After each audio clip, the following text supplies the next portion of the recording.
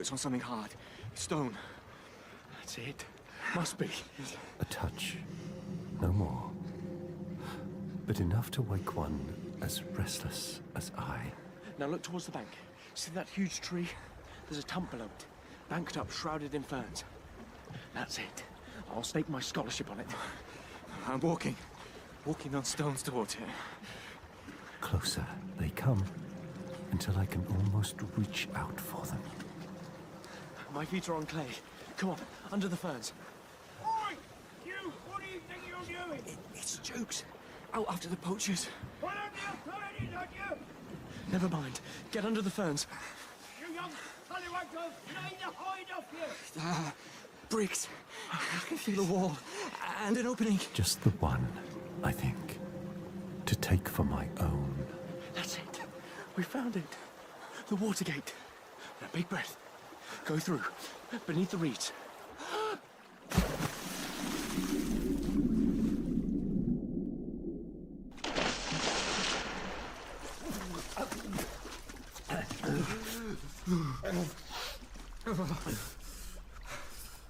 Where are we? The space extends under the reeds. Bricks. There's an arched roof. You'll get us sent down. Oh, what am I saying? Oh, so you always get away with everything. Oh, shut up. Look. The river flooded the cellars of Herrick's house with silt after the weir was built. This must all have gone under. It'll kill my father if I'm sent down. Not when we say what we found. What? Just a pile of moss and reeds in the corner there. No. Herrick's sanctuary. Wait. It's moving. Look. It's just the reeds. It's not reeds. It's bigger. Rising up. Just the one, I think. Oh my God.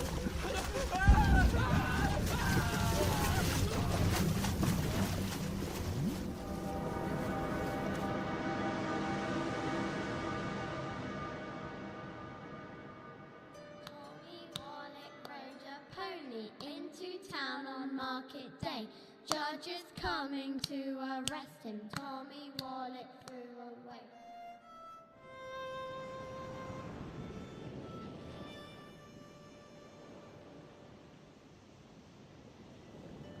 I have a friend who is suffering terribly.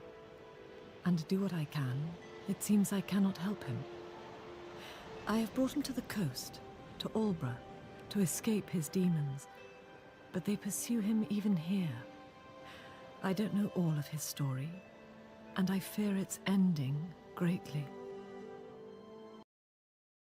Imagine conducting every part of your research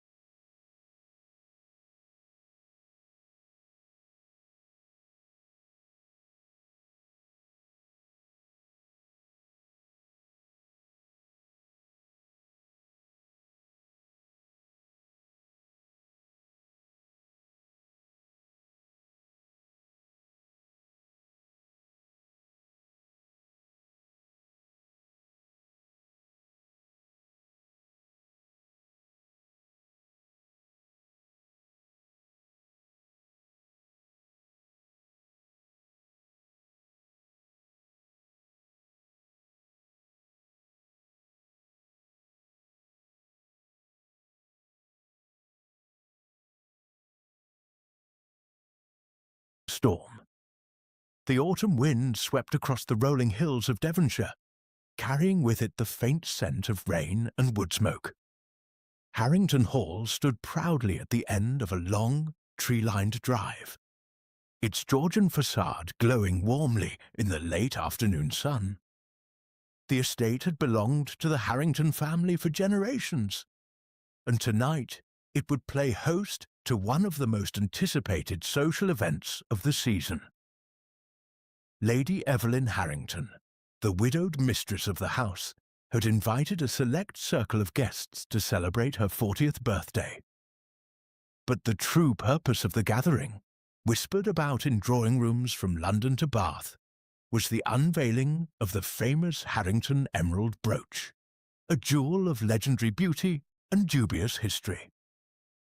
Fashioned in the 18th century for an ancestress who had reportedly worn it at the court of George III, the brooch was a cabochon emerald the size of a pigeon's egg, surrounded by diamonds and mounted in antique gold. Some said it was cursed, others that it was priceless. All agreed it was magnificent. Among the guests arriving that Friday evening was a small, impeccably dressed Belgian with a large egg-shaped head, an extraordinary moustache, and eyes that gleamed with quiet intelligence. Hercule Poirot had accepted Lady Evelyn's invitation with pleasure. He had met her the previous winter in Cairo, where she had spoken with admiration of his methods. "If ever I have a mystery, Monsieur Poirot," she had said lightly, "I shall send for you at once." He had smiled then, little dreaming that within a year he would indeed be summoned, not officially perhaps, but by circumstances that intrigued him. Poirot stepped down from the Rolls-Royce that had brought him from the station and paused to admire the house. Symmetrical, elegant, perfectly proportioned, it pleased his sense of order. A liveried footman took his valise, and he entered the great hall where Lady Evelyn herself waited to greet him. "Monsieur Poirot, how delighted I am that you came." She was a handsome woman, tall and dark-haired, with the poise of one born to privilege. Yet tonight there was a faint strain beneath her smile, a tension in the way she held her shoulders. "Madame, the pleasure is entirely mine," Poirot replied, bowing over her hand. "I have heard much of your beautiful home, and tonight you shall see my greatest treasure," she said, lowering her voice. "The brooch arrives from the bank this afternoon under guard. I confess I am a little nervous. There have been rumours." "Rumours, madam?" "Oh, nothing definite. Anonymous letters suggesting it might be stolen. Foolish threats, no doubt, but they have unsettled me." Poirot's eyebrows rose. "You have informed the police?" She shook her head. "My brother-in-law, Colonel Harrington, insisted we keep it quiet.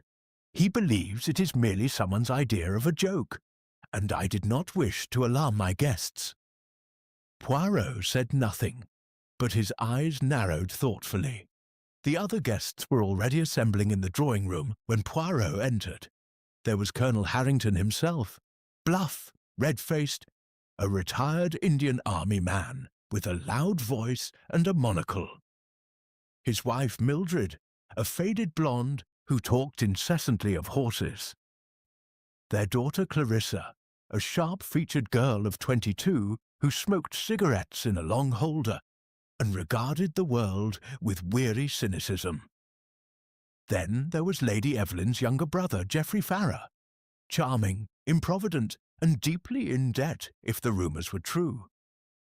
With him had come a friend, Mr. Victor Leland, an art dealer with sleek black hair and restless hands. 2 more guests completed the party. Miss Diana Clements, Lady Evelyn's companion secretary, a quiet, efficient young woman with spectacles and neat brown hair. And finally, a late arrival who caused something of a stir, Mr. Raoul Vavasour, a distant French cousin of the family, who had written only the day before to announce his intention of visiting. Vavasour was tall, dark, and strikingly handsome in a slightly theatrical way. His manners were perfect, his English flawless with only the faintest accent. Yet Poirot, watching him greet his hostess, sensed something not quite right, a watchfulness behind the smile. Dinner was served at 8 in the long gallery, candlelit and magnificent. Conversation flowed easily, hunting, the latest London plays, the unfortunate state of the economy. The brooch was not mentioned until the ladies had withdrawn and the men lingered over port. Colonel Harrington cleared his throat. "Tomorrow evening, gentlemen, Evelyn will show the brooch to everyone after dinner. It's been in the bank vault these 10 years, but she's decided to wear it again. Damned fine stone. Worth a king's ransom."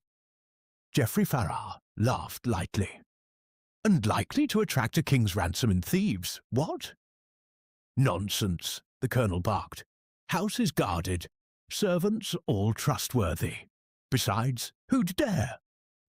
Victor Leland leaned forward, eyes gleaming. "I have seen photographs of the brooch, Colonel. The emerald is exceptional. Colombian, I believe, of the finest water. In today's market, it would fetch at least £30,000. A small silence followed this pronouncement. Poirot, sipping his port, observed the faces around the table. Colonel Harrington looked complacent. Geoffrey Farrar faintly amused. Raoul Vavasour interested but detached. Only the art dealer's enthusiasm seemed a shade too professional. Later, as the men joined the ladies in the drawing-room, Poirot found himself beside Miss Clements. "You are uneasy, mademoiselle?" he asked quietly. She started. "Is it so obvious? I suppose it is foolish, but ever since those letters arrived, I have felt watched." "Letters? More than one?" "3 in all, typed anonymous, warning Lady Evelyn not to display the brooch, or it would be taken from her." "And the police?" "Lady Evelyn would not hear of it. She said it would spoil the party." Poirot nodded slowly. "Tell me, mademoiselle, who among the guests knew in advance that the brooch was to be shown?" "Everyone here, I think. It was mentioned in the invitations. And of course the servants knew." At 11 o'clock the party broke up. As Poirot made his way upstairs, he paused on the landing to look down into the hall. The house was quiet now, but he had the unmistakable sensation that something was astir, like the hush before a storm. His bedroom was at the end of the east wing, comfortably furnished with a view over the gardens. A fire burned low in the grate. Poirot performed his nightly ritual, arranging his toilet articles in perfect alignment, twirling his moustaches, donning his dressing gown of plum-coloured silk. Then he sat by the window and gazed out into the darkness. The grounds were illuminated faintly by a young moon. He could see the outline of the terrace, the yew hedges, the distant gleam of the lake. All seemed peaceful, yet Poirot was not deceived. Somewhere in this house, he felt certain, danger lurked. At precisely 5 minutes past midnight, the lights failed. It was not a gradual dimming, but a sudden total extinction. One moment, the corridor outside his door was lit, the next, complete darkness. From downstairs came a woman's sharp cry, then a confused babble of voices. Poirot did not hesitate. He lit the candle he always kept beside his bed, a habit from years of travelling in less reliable countries, and stepped into the corridor. Others were doing the same, doors opening, flickering lights appearing. He descended the stairs swiftly. In the hall, a knot of people had gathered. Lady Evelyn, very pale in a dressing gown of silver lame, was clutching her brother's arm. The colonel was shouting orders at the butler. "Find the fuse box, man! Get the lights on!" "It is not the fuses, sir," the butler replied respectfully. "The main switch has been thrown. I have already restored it." As he spoke, the lights blazed on again. Everyone blinked in the sudden glare. Lady Evelyn gave a little gasp. The brooch! It was in the safe in the library. I went to look at it again before bedtime. The safe door is open. There was a rush towards the library. Poirot followed more slowly, his face grave. The library was a long, handsome room lined with books. In one corner stood a modern steel safe let into the wall. Its door hung open. Inside, on a velvet tray, lay the empty case that had held the emerald brooch. The jewel was gone. Colonel Harrington swore vigorously. Geoffrey Farrar whistled. Raoul Vavasour raised elegant eyebrows. Victor Leland looked stricken. Only Hercule Poirot remained calm. He stepped forward, examined the safe door, the floor, the window, which was firmly closed and bolted from inside. "Interesting," he murmured. "Most interesting." Lady Evelyn turned to him, her face white. "Monsieur Poirot, can you help me? The brooch has been stolen under our very noses." Poirot bowed. "Madame, you do me honour. Hercule Poirot is at your service." In the silence that followed, his green eyes swept the circle of faces. Somewhere among these people, or possibly outside them, was a thief of extraordinary daring. The game, as he liked to say, had begun, and Hercule Poirot never refused a challenge. Chapter 2. Shadows of the Past. The morning after the theft dawned grey and drizzly, with low clouds pressing down upon Harrington Hall like a lid.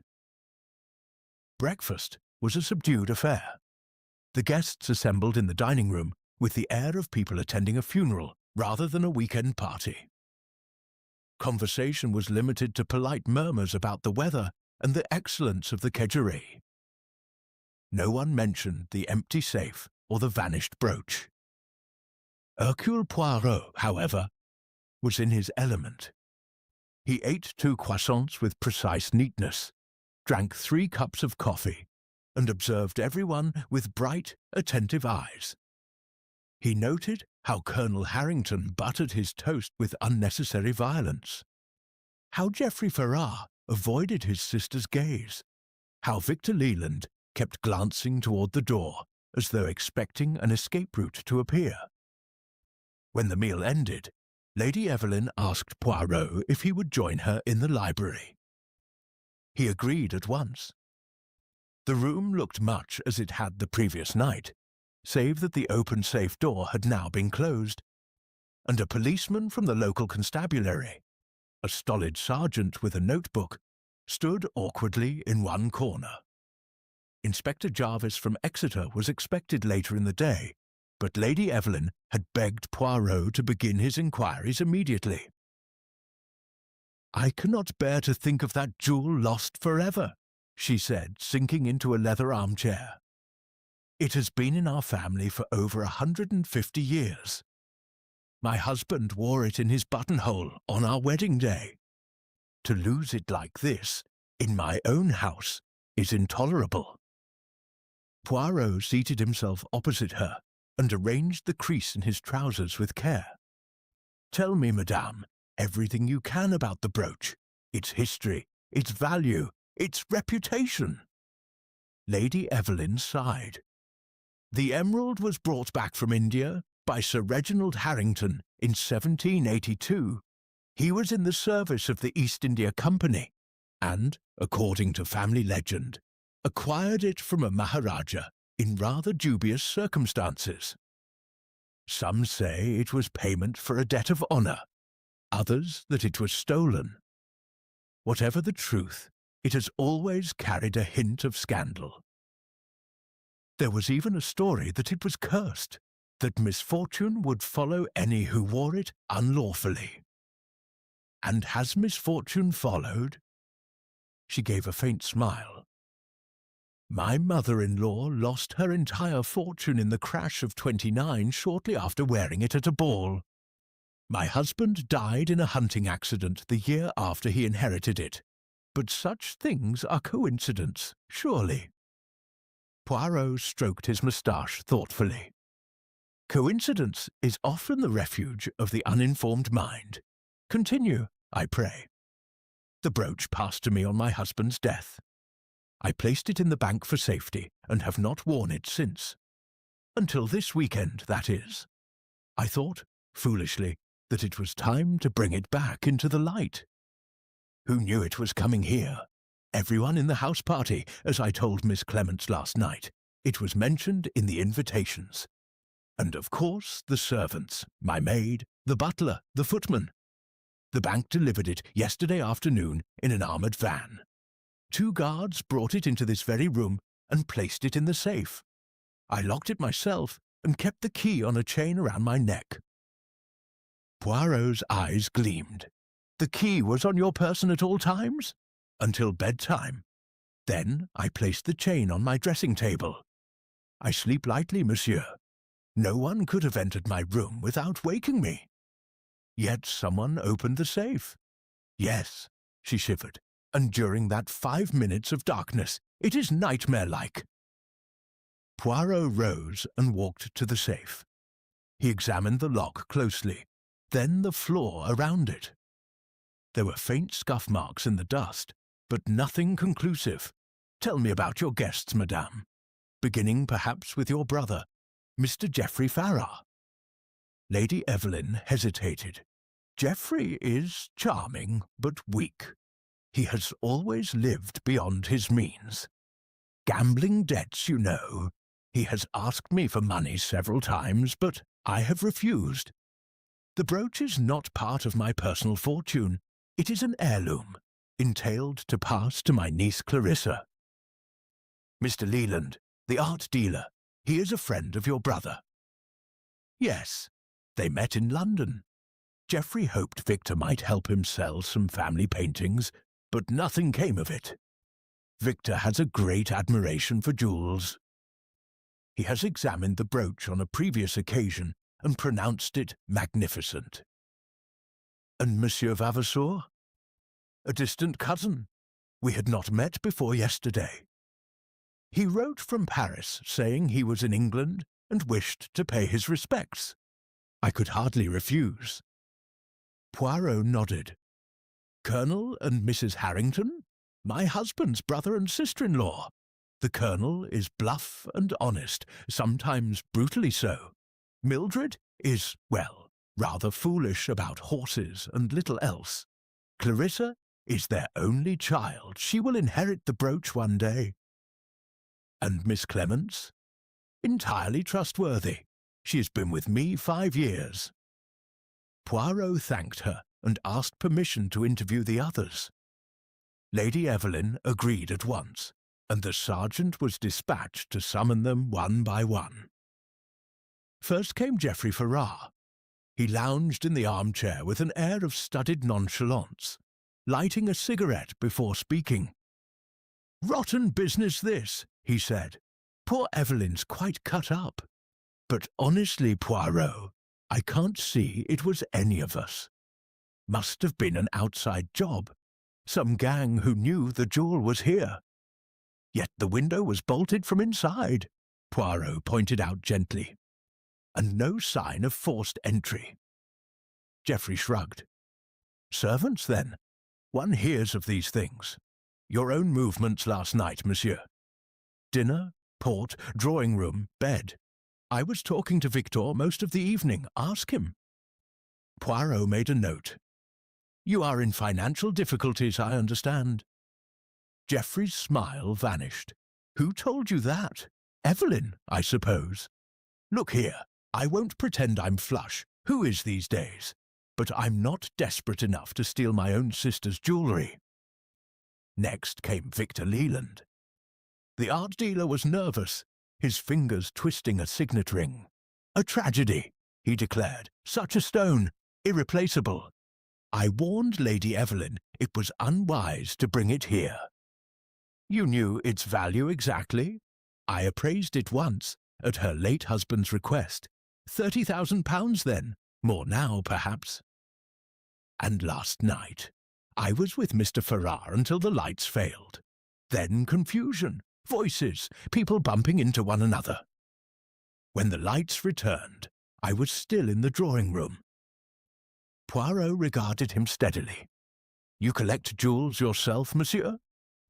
Only as part of my profession. I deal in fine objects. Raoul Vavasour was calmness itself.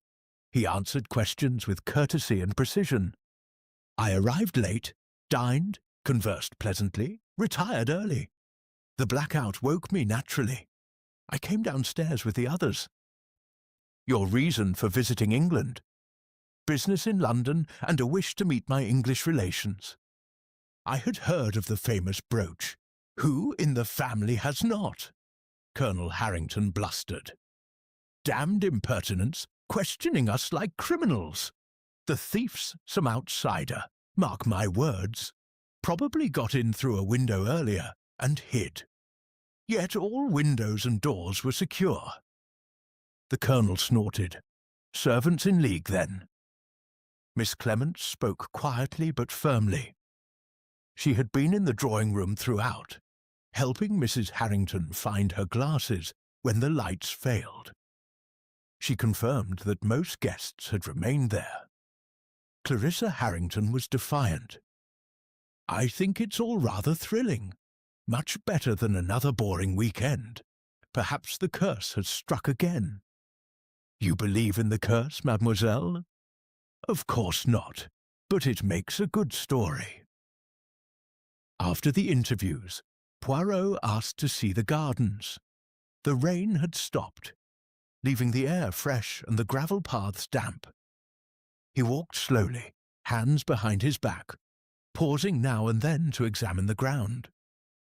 Near the library window, he found what he sought. A flower bed where the earth had been disturbed. A small, round indentation suggested something had been pressed into the soil, perhaps the end of a walking stick or umbrella. Nearby lay a scrap of paper, sodden but legible.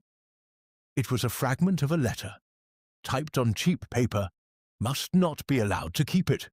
Return what was stolen or suffer the consequences. Poirot pocketed it carefully. Returning indoors, he encountered the butler, Graves, a dignified man of 60 with impassive features. Graves, you have been with the family long. 25 years, sir. And the other servants? Most are long-serving. The new parlour-maid, Elsie, has been here only 6 months. There is also a temporary footman engaged for the weekend, James. Poirot's interest quickened.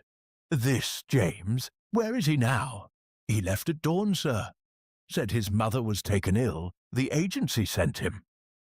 Poirot's eyes narrowed. A temporary servant who vanished immediately after the crime. It was almost too convenient. He returned to the library, deep in thought.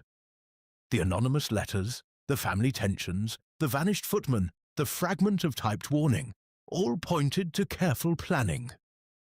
Yet something eluded him, some vital connection. As he stood by the window, gazing out at the grey gardens, a memory stirred. Victor Leland's restless hands, Raoul Vavasour's watchful eyes, Geoffrey Farrar's forced lightness. And then there was the blackout itself. 5 minutes exactly, long enough for a practiced thief, but requiring precise timing. Poirot twirled his moustache and smiled a small, satisfied smile. The little grey cells were beginning to work. The shadows of the past were lengthening, but Hercule Poirot intended to bring them into the light. Chapter 3. The Alibi Unravels. By mid-morning the following day, Inspector Jarvis had arrived from Exeter, a tall, dour man with a clipped moustache and the cautious manner of a policeman who had learned not to trust country-house gentility. He listened politely while Poirot summarized his preliminary findings, then announced his intention to question everyone again and search the house and grounds thoroughly. Poirot merely bowed. "I am entirely at your service, Inspector, but permit me, I beg, to pursue certain lines of inquiry in my own way." Jarvis grunted agreement. secretly relieved to have the famous Belgian take part of the burden. Poirot began with the alibis for the crucial 5 minutes of darkness. He assembled the guests informally in the morning room, where sunlight struggled through the clouds to illuminate the faded chintz and family portraits. One by one, he asked them to recount their exact movements from the moment the lights failed until they returned. Lady Evelyn spoke first. "I was standing near the fireplace talking to Mildred. When the lights went out, I cried out. I confess I was startled and grasped her arm. We stayed together until the lights came back." Mrs. Harrington confirmed this with a nervous nod. "Yes, Evelyn clutched me quite hard. I could feel her rings." Colonel Harrington declared he had been by the window, looking out at the storm clouds. "Felt someone brush past me. Man, I think, but can't swear to it in the dark." Clarissa laughed. "I was sitting on the sofa smoking. I stayed put. Didn't fancy barging about in the blackout like a blindfolded donkey." Geoffrey Farrar said, "Victor and I were over by the gramophone. We'd just put on a record. Some jazz thing. When the lights went, we stood still and cursed the fuses." Victor Leland agreed. "Exactly so. I remember Geoffrey saying, 'Damned inconvenient.' We did not move until light returned." Raoul Vavasour had been nearer the door. "I was speaking with Miss Clements about French novels. The darkness came. I remained where I was. One does not stumble about in strange houses." Miss Clements corroborated quietly. "Yes, Monsieur Vavasour was beside me. I recognized his voice when he asked if I was all right." Poirot thanked them and dismissed the group with a polite murmur. Yet his eyes were thoughtful.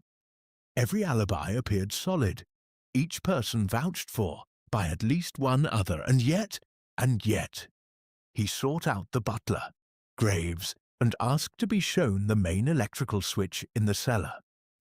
It was housed in a small cupboard off the kitchen corridor, secured by a simple Yale lock. "Anyone could have reached it?" Poirot asked. "In theory, sir, but the cellar door creaks loudly, and the kitchen was occupied by cook and the maids until 11:30. After that, the servants retired to their quarters upstairs.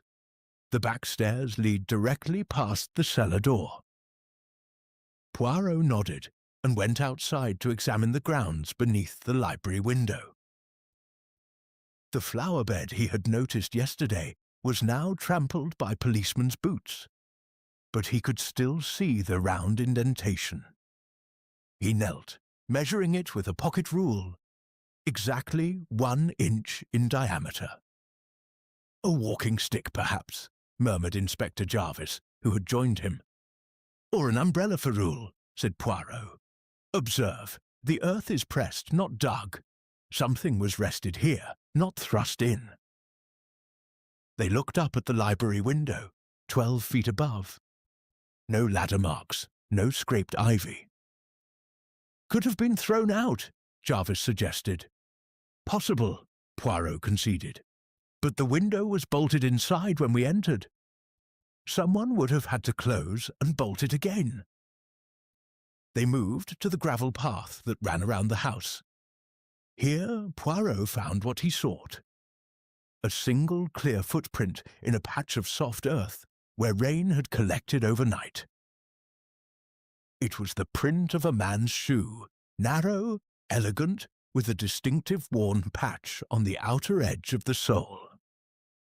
"Size 9, I think," said Jarvis. "Not the Colonel's. He takes 11s, nor Mr. Farrar's. His are broader." Poirot photographed it mentally. "We shall compare with the gentleman's shoes later." As they returned indoors, a constable reported that heavy rain had begun again, washing away any further traces in the garden. Poirot clicked his tongue in annoyance. Evidence was vanishing as quickly as it appeared.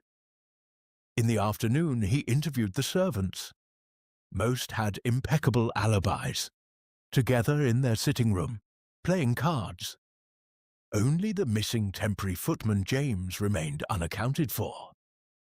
The agency in Exeter, when telephoned, professed astonishment. They had never sent anyone named James to Harrington Hall. "A false footman," said Jarvis grimly. "That settles it. Outside gang." Poirot was not convinced. He retired to the library and sat in a deep armchair, eyes half closed, fingers steepled. "Let us consider the facts," he told himself. The blackout lasted 5 minutes exactly, timed by the butler's watch. Someone threw the main switch, knowing precisely how long it would take to restore power. Someone else, or the same person, opened the safe, removed the brooch, and left the room. All while the household was in confusion. Yet the library door had been closed when they entered after the lights returned. Lady Evelyn had tried it first and found it locked. The key was still on her chain upstairs. Poirot rose and examined the door. It was heavy oak, with a mortice lock. He tested the handle, firm. Then he noticed something, a faint scratch on the paintwork near the keyhole, as though a tool had slipped. He called Graves. "This door, was it locked last night before the theft?" "No, sir. Lady Evelyn had been in here earlier, admiring the brooch. She left it unlocked when she went up to dress for dinner. So anyone could have entered later." "Yes, sir." Poirot returned to the safe. He opened it. The combination had been left unchanged, and studied the interior. On the velvet tray where the brooch had rested lay a single strand of dark hair. He picked it up delicately with tweezers and placed it in an envelope. Then he went in search of Victor Leland. The art dealer was in the billiard room, idly potting balls. He straightened as Poirot entered. "May I see your shoes, monsieur?" Leland looked surprised but complied, lifting one foot. The soles were new, unscuffed. "And your walking stick? I do not use one." Poirot thanked him and moved on to Raoul Vavasour, whom he found in the drawing-room reading a newspaper. Vavasour's shoes were highly polished, size 9, with a slight wear on the outer edge. "Interesting," said Poirot softly. "You were near the door during the blackout, monsieur. It would have been easy for you to slip out, descend to the cellar, throw the switch, return upstairs, enter the library, the door being unlocked, open the safe." Vavasour smiled urbanely. "All theoretically possible, monsieur. But why should I? I have no need of money. And the brooch is a family piece. I could never sell it without questions. Unless you intended to return it later for a price." Vavasour's smile did not waver. "A pretty theory. But Miss Clements will tell you I never left her side." Poirot bowed and withdrew. Next he sought Clarissa Harrington. She was in the conservatory, moodily clipping dead leaves from a geranium. "Your shoes, mademoiselle." She kicked off a patent leather pump. "Size 5. Not the footprint." "And you remained on the sofa?" "Absolutely. Ask anyone." But when Poirot questioned the others again, a small discrepancy emerged. Mrs. Harrington now recalled that Clarissa had stood up during the blackout. "I heard her say something about finding matches." Clarissa, confronted, shrugged. "I may have moved a step or two, but I didn't leave the room." A tiny crack in the perfect alibi. Poirot then discovered something more significant. In the waste-paper basket of Geoffrey Farrar's bedroom, the police had found a crumpled invitation, not to this house party, but to a London firm of jewellers, asking Mr. Farrar to bring any valuables he wished valued. The date was next week. Geoffrey, questioned, admitted he had considered selling some minor pieces, but denied any involvement with the brooch. By evening, alibis were fraying at the edges. The Colonel now thought he might have moved toward the door. Leland admitted he and Geoffrey had separated briefly in the darkness.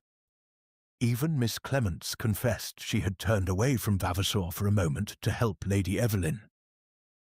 Only one thing remained certain.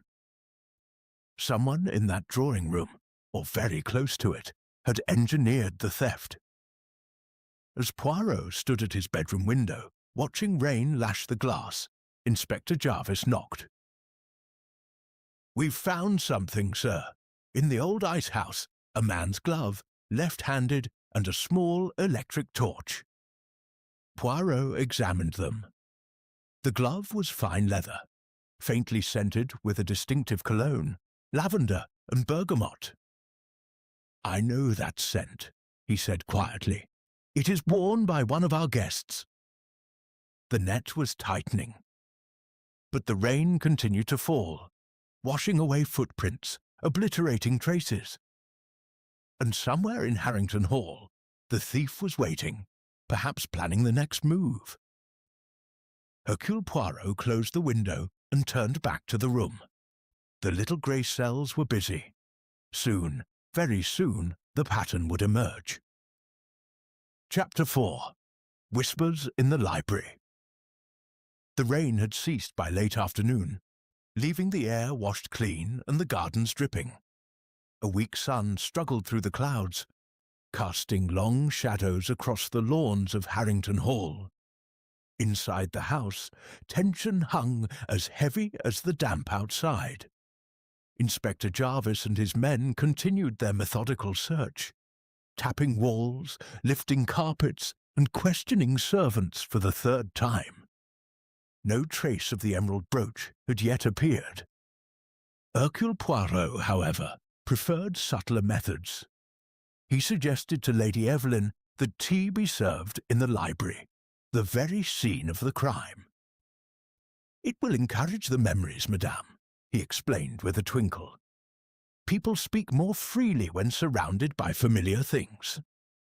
Lady Evelyn, pale but composed, agreed. At 4 o'clock the party assembled. Colonel and Mrs. Harrington, Clarissa, Geoffrey Farrar, and Victor Leland together as usual.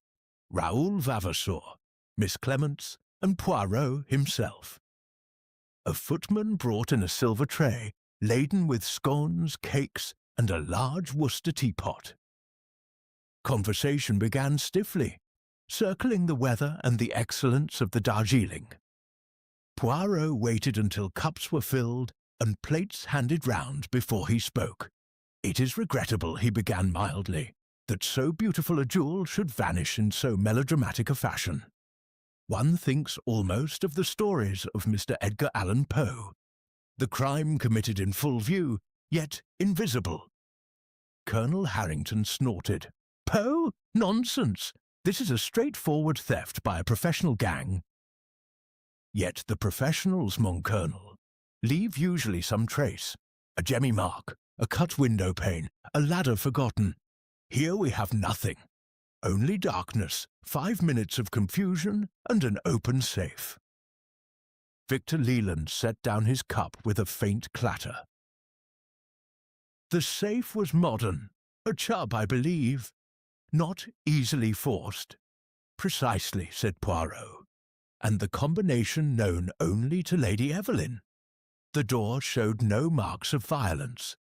It was opened by someone who knew the numbers, or who watched them being dialed." A small silence fell. Lady Evelyn coloured slightly. "I am careful, monsieur.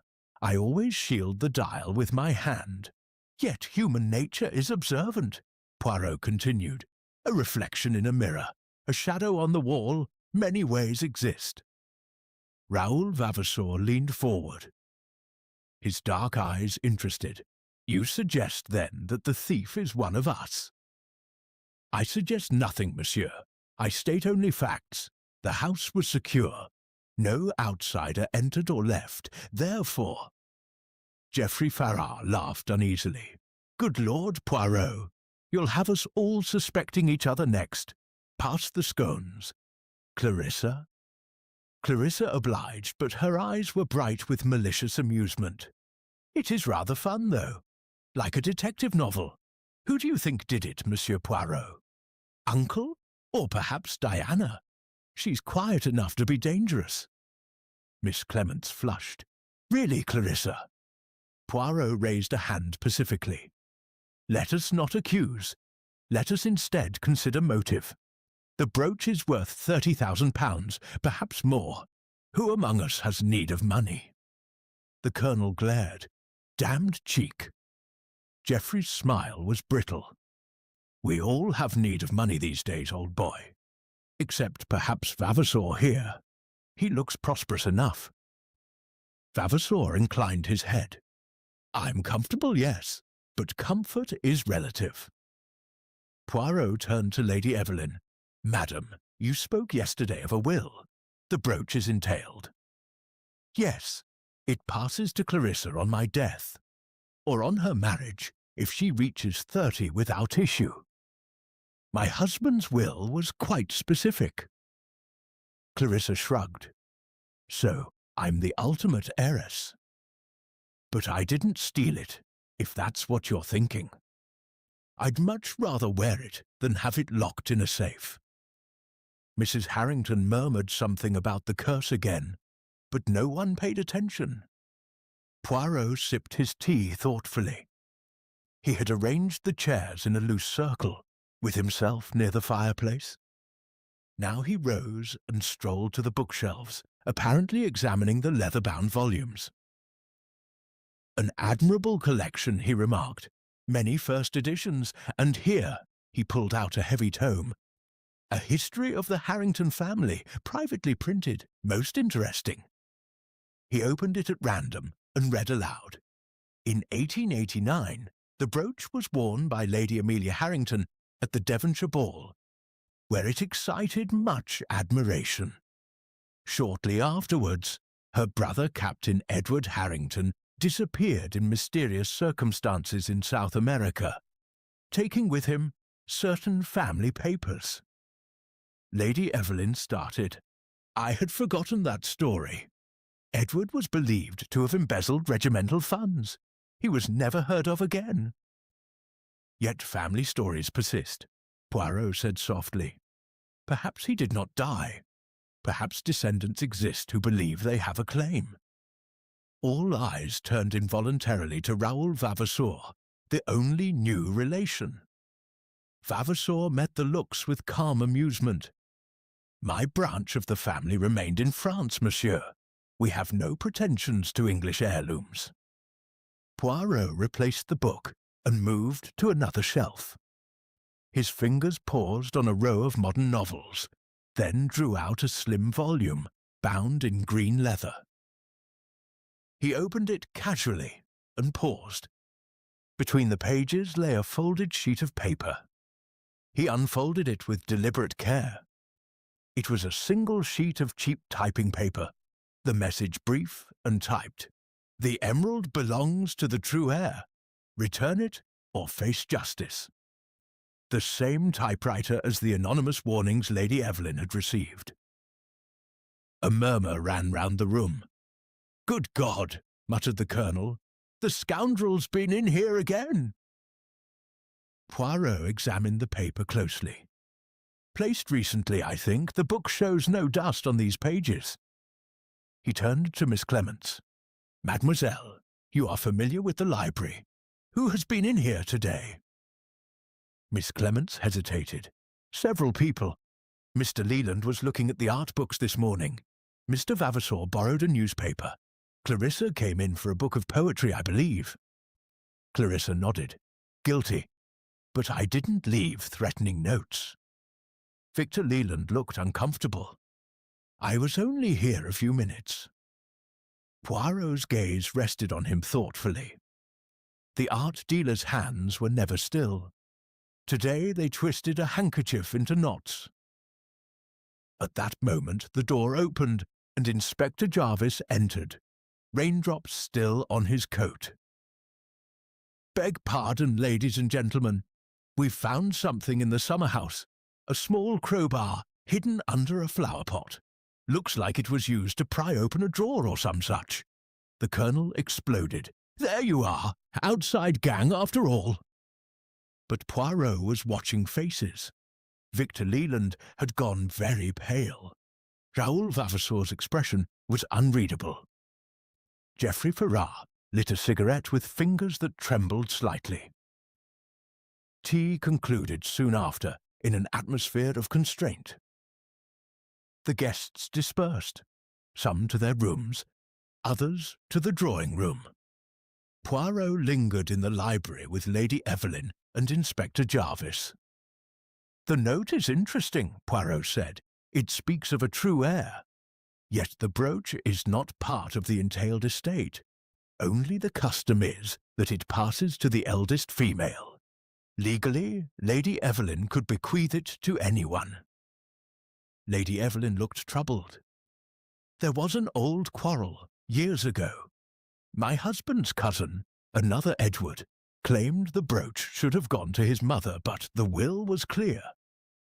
And this cousin died in the war, but he had a son who went to Australia, I believe." Jarvis grunted. "We'll check passenger lists." As evening approached, Poirot took a solitary walk in the gardens. The air was cold and fresh. Rooks wheeled above the elms. He paused by the library window, noting again the flower bed and the round indentation now half filled with rainwater. Then he heard voices, low, urgent, from the terrace above. He stepped into the shadow of a yew hedge. It was Geoffrey Farrar and Victor Leland. "Can't go on like this," Geoffrey was saying. "If Poirot keeps digging—" "Keep your nerve," Leland hissed. "No one suspects us, yet, but we must get it out of the house soon. The summer house? Too risky now. Wait until tomorrow night. The tradesman's van—" The voices faded as they moved away. Poirot remained motionless for a long moment. So, a conspiracy. Farrar and Leland working together. The motive clear. Geoffrey's debts. Leland's knowledge of the jewel's value. But how had they opened the safe?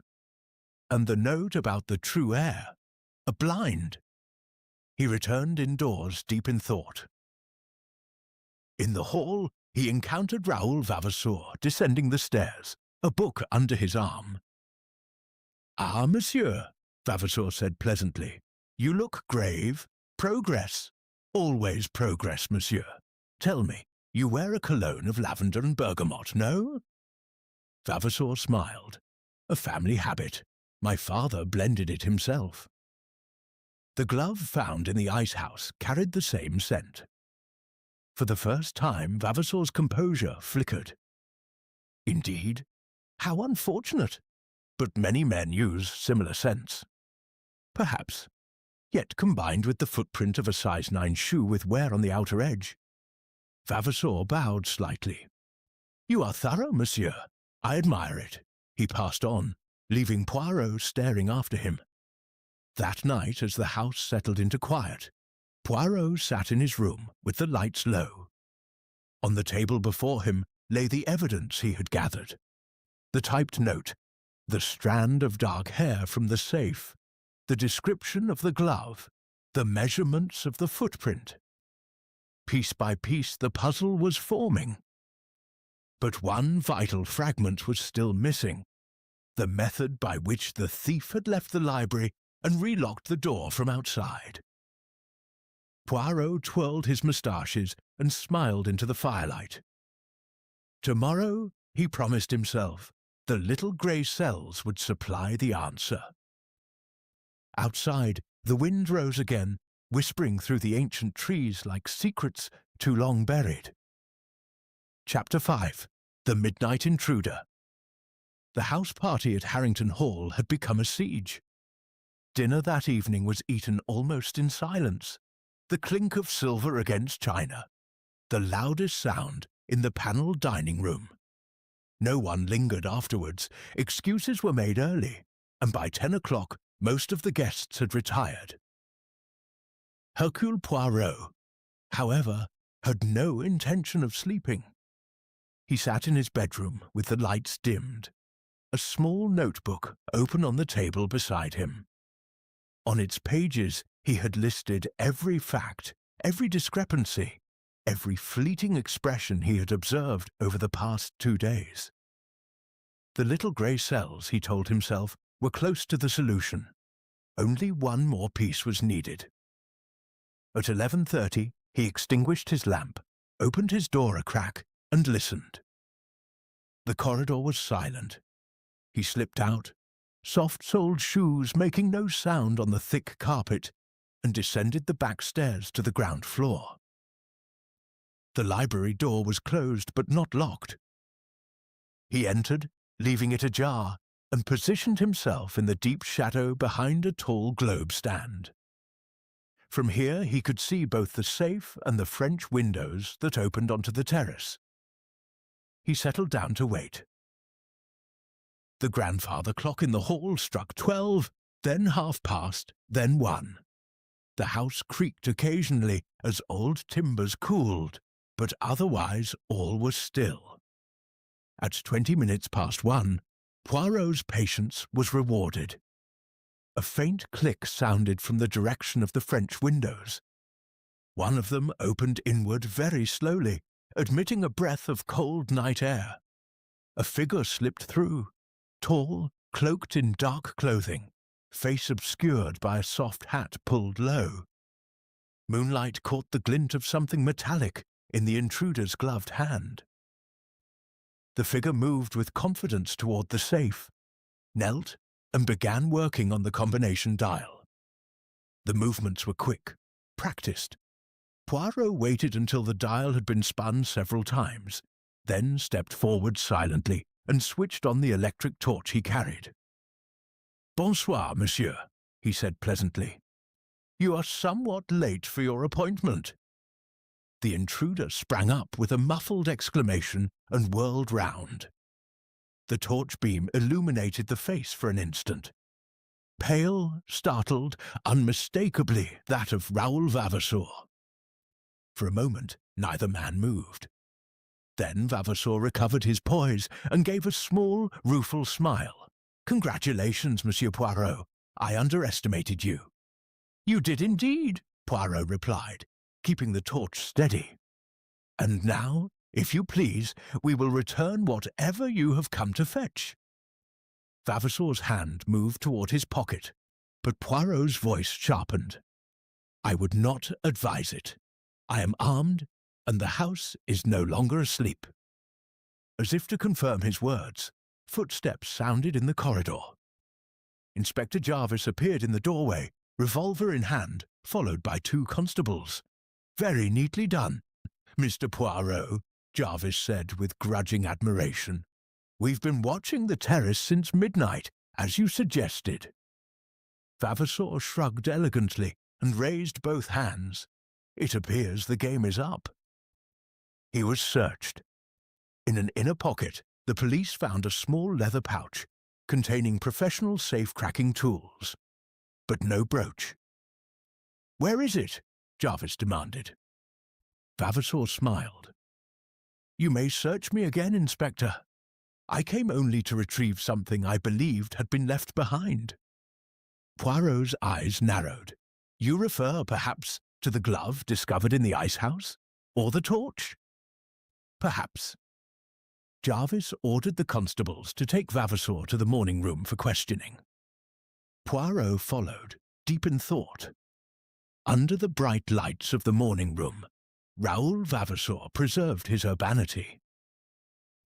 He admitted freely to entering the library that night, but denied any part in the original theft. "I received information," he said calmly, "that the brooch might be hidden somewhere on the estate. I came to recover it for Lady Evelyn, and I confess for the substantial reward that would surely follow." "From whom did this information come?" Jarvis asked. that I am not at liberty to reveal. Poirot intervened. Monsieur, you wear a distinctive cologne. The glove found yesterday carried the same scent. Your shoes match the footprint beneath the library window. And tonight, you attempted to open the safe with professional tools. These are not the actions of an innocent man. Vavasour inclined his head. I concede the glove is mine. I lost it during a walk yesterday. The footprint, coincidence. As for tonight, I believed the brooch might have been returned to the safe by the real thief in order to cast suspicion elsewhere. A common device. Jarvis snorted. We'll see what a night in the cells does for your memory. But when Vavasour was removed, Poirot remained dissatisfied. Something about the Frenchman's demeanour rang false. Too composed, too ready to accept capture. He returned to the library with Jarvis and examined the safe once more. The dial showed faint new scratches where Vavasour's tools had worked. He knew the combination, Jarvis muttered, or was very close to discovering it. Poirot shook his head. No, mon ami. He was pretending to work the dial. Observe, the scratches are superficial. He had no intention of opening the safe tonight. He wished to be caught. Jarvis stared. Why on earth? To establish that he is a thief. Yes, but not the thief of the emerald brooch. By allowing himself to be discovered in this relatively minor trespass, he diverts suspicion from his real role in the greater crime. Then he was involved in the original theft? Almost certainly, but not alone. They searched the grounds at dawn, concentrating on the area near the ice house where the glove had been found. In a hollow beneath a rhododendron bush, they discovered a small tin box buried shallowly in the earth. Inside, wrapped in oilskin, lay a single large emerald, but not the Harrington stone. It was smaller, of inferior colour. A substitute, Poirot murmured, prepared in advance, perhaps, for a switch that was never completed. Back in the house, the discovery of the midnight intruder had shattered the remaining calm. Breakfast was chaotic. Clarissa was openly excited, Mrs. Harrington tearful, the Colonel apoplectic with rage at that damned French bounder. Geoffrey Farrar and Victor Leland kept to themselves, speaking in low voices. Poirot watched them closely. Leland's face was drawn. Farrar's eyes darted nervously. Lady Evelyn summoned Poirot to her private sitting room. Is it over, monsieur? Have we caught the thief? Not yet, madame. Monsieur Vavasour is a clever man, but he is not the brain behind this affair. He plays a subordinate role. The executor, perhaps, but not the planner. Then who? That I shall reveal very soon. But first, there is a small experiment I wish to conduct. He asked her to assemble everyone in the drawing-room at noon, including Vavasour, under police guard. She agreed, though her hands trembled. At noon the party gathered. Vavasour sat between two constables, impeccably dressed and apparently unconcerned. The others avoided his gaze. Poirot stood before the fireplace. Mesdames et messieurs, he began, we have reached a critical point. Last night a man entered the library, intending to open the safe. He was caught. He claims innocence of the greater crime. Yet certain facts link him to it. The glove, the scent, the footprint. Vavasour smiled faintly. But, Poirot continued, there is another link. One that points not to Monsieur Vavasour alone, but to a wartime betrayal. He paused, letting the words sink in. During the Great War, a certain officer in French intelligence was suspected of passing information to the enemy. He disappeared before he could be arrested. His name was Captain Raoul de Vavasour, father to our guest here. The scandal was hushed up to avoid embarrassment to an allied nation. Vavasor's composure cracked for the first time. That is a lie. No, monsieur. It is documented in the French archives, and the son has lived under that shadow ever since. Perhaps he seeks to restore family fortunes by acquiring a famous jewel, one that could be broken up and sold without trace. Lady Evelyn gasped. But how could he know the combination to the safe? He did not, Poirot said quietly. No one needed the combination. The safe was opened by the simplest of methods, one that required no force, no skill. He turned to the group. The thief entered the library before dinner, when the door was unlocked. He, or she, opened the safe then, using the combination observed earlier, removed the brooch, and left the door closed, but not fully latched. Later, during the blackout, an accomplice merely pushed the door open, stepped inside, and retrieved the brooch from where it had been temporarily hidden, perhaps in a drawer or behind books. The safe door was left open to create confusion. A murmur ran round the room. "But the key," Lady Evelyn began. "The key was irrelevant. The safe was already open when the lights failed." Victor Leland rose suddenly. "This is all conjecture. You have no proof." Poirot's eyes gleamed. "On the contrary, monsieur. The strand of dark hair found in the safe. It matches yours, does it not? And the overheard conversation yesterday on the terrace, planning to remove it from the house in the tradesman's van tomorrow." Geoffrey Farrar went white. "You spied on us." "I heard what was necessary. You, Monsieur Farrar, needed money desperately. You, Monsieur Leland, knew the jewel's value and had contacts to dispose of it. You recruited Monsieur Vavasour for his skills, and perhaps to take the blame if necessary." Vavasour laughed softly. "A pretty story, but where is the brooch?" Poirot smiled. "That, mon ami, is the final question, and I believe I know the answer." He turned to Inspector Jarvis. "Have your men searched the chimney in Mr. Leland's bedroom? I think we shall find it there, wrapped in asbestos cloth to protect it from heat." Leland made a sudden dash for the door, but the constables were too quick. As he was restrained, his face twisted with fury and defeat. The brooch was recovered 20 minutes later, exactly where Poirot had predicted. But the case, as Poirot well knew, was not yet closed. One final revelation remained, the identity of the true mastermind who had tied all these threads together. And that, he promised himself, would come before another night fell on Harrington Hall. Chapter 6. Twists of Fate.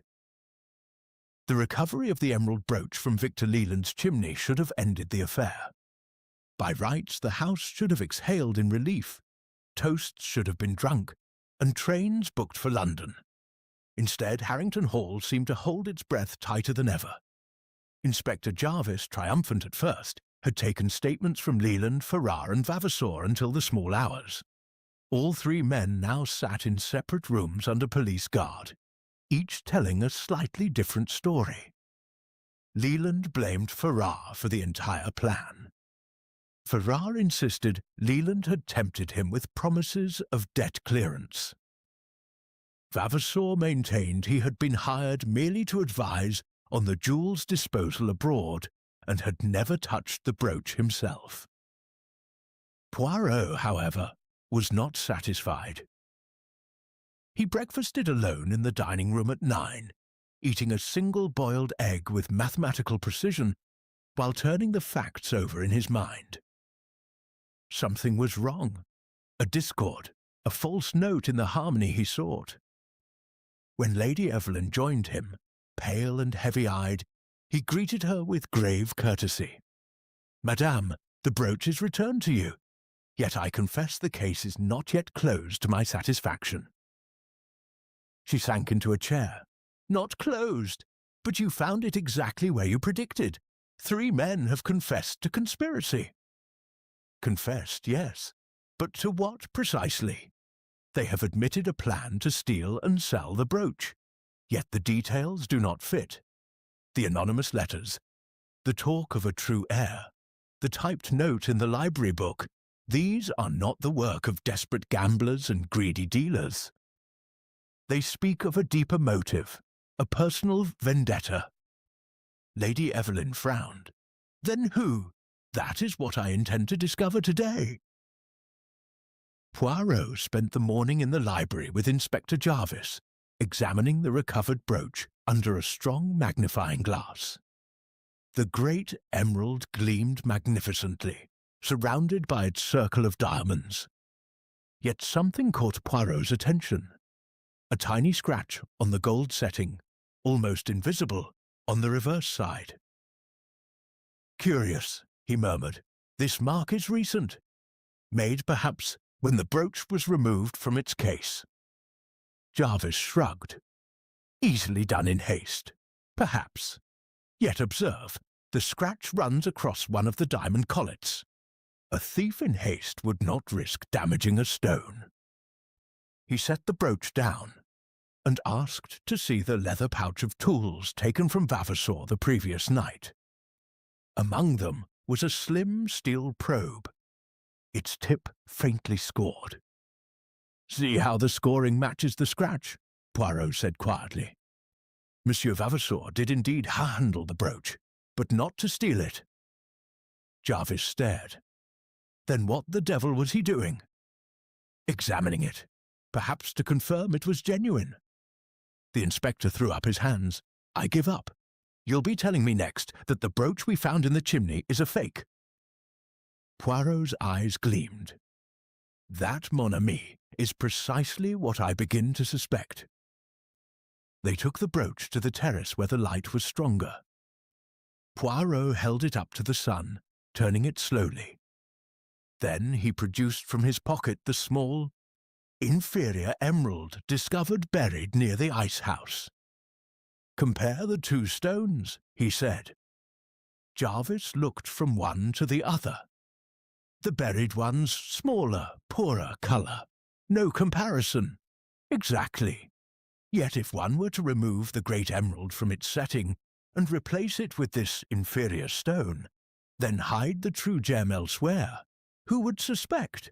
The brooch would still look magnificent at a glance. Lady Evelyn, summoned to the terrace, went white. "You mean the brooch we have now is not the real one?" "I fear so, madame. The stone now in the setting is the inferior emerald, cleverly mounted in place of the original. The scratch we see was made when the true stone was prized out." "But then where is the real emerald? That is the question." Jarvis swore under his breath. "Leland switched them. But why hide a fake in his chimney?" "Because he believed it to be genuine. The substitution was made earlier, before the theft." Poirot turned to Lady Evelyn. "Madam, when exactly did you last examine the brooch closely? Under good light, turning it over?" She thought for a moment. "When the guards brought it from the bank on Friday afternoon. I opened the case in this very library, held it up, admired it. I am certain it was the true stone then. And after that, I placed it in the safe myself and locked the door. No one else touched it until it was gone." Poirot's gaze sharpened. "No one? You are sure?" "Well, Victor Leland was in the room at the time. He asked to see it again. He had appraised it once before, you remember. I allowed him a brief look. He held it for perhaps a minute, complimented me, and handed it back." Poirot and Jarvis exchanged glances. "Then that was the moment," Poirot said softly. "Monsieur Leland, with his knowledge of jewels and his nimble fingers, switched the stones then and there, in full view, relying on the confidence trick that no one would suspect such audacity in broad daylight. The inferior emerald, prepared in advance, was mounted in an identical setting. The true stone went into his pocket. But the safe was locked, Jarvis objected. Precisely. The brooch placed in the safe was already the substitute. The elaborate theft that night, the blackout, the open safe, the confusion, was theatre. Its purpose was to cover the fact that the real emerald had been stolen hours earlier, and to provide a plausible story for its disappearance. Lady Evelyn pressed a hand to her throat. Then the entire weekend. The fear, the police, the arrests, all staged. Staged, yes, by Monsieur Leland, with the assistance of Farrar and Vavasour. They planned to let suspicion fall on an outside gang, or on Vavasour as the false footman. Meanwhile, the true emerald would be smuggled out, perhaps in the tradesman's van, as I overheard them discuss, and sold abroad. Jarvis was already moving. I'll have Leland brought here at once. Victor Leland entered the library 10 minutes later, flanked by constables. His face was grey, his usual assurance gone. Poirot held up the brooch.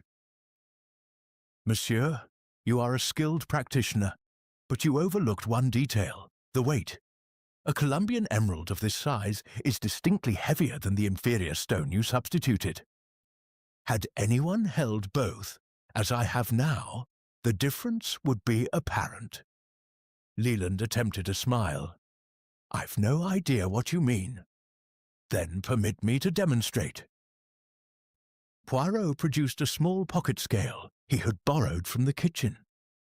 He weighed the brooch carefully, noted the figure, then removed the central stone with a jeweller's tool he had requested from the village. The empty setting and the inferior emerald weighed significantly less than expected. Leland's shoulders sagged. "Where is the true stone?" Jarvis demanded. Leland hesitated, then shrugged. "In the heel of my left shoe. I hollowed it out yesterday." The constables removed his shoe. Concealed in a neatly crafted cavity in the heel was the magnificent Harrington emerald wrapped in cotton wool. Lady Evelyn gave a cry of relief as Poirot held it up to the light. The true stone blazed with deep green fire. "But why the elaborate charade?" she asked. Leland spoke bitterly. "Because a simple substitution would have pointed directly to me, the only person who handled the brooch after it left the bank. By staging a dramatic theft, we hoped suspicion would scatter among servants, guests, even family. Geoffrey needed money urgently. Vavasour wanted a share for his silence. It should have worked." "Yet you reckoned without Hercule Poirot?" Poirot said quietly. As Leland was led away, Poirot turned to Lady Evelyn with the recovered emerald in his palm. "Here is your treasure restored, madame. But I fear the affair is not quite finished. One thread remains, the anonymous letters mentioning a true heir. Those were not written by Leland or his accomplices. They served another purpose altogether." Lady Evelyn looked puzzled. "Another purpose?" "Yes. To frighten you into displaying the brooch, to bring it from the bank where it was safe. Someone wished it to be here, in this house, for reasons unconnected with mere theft. Who?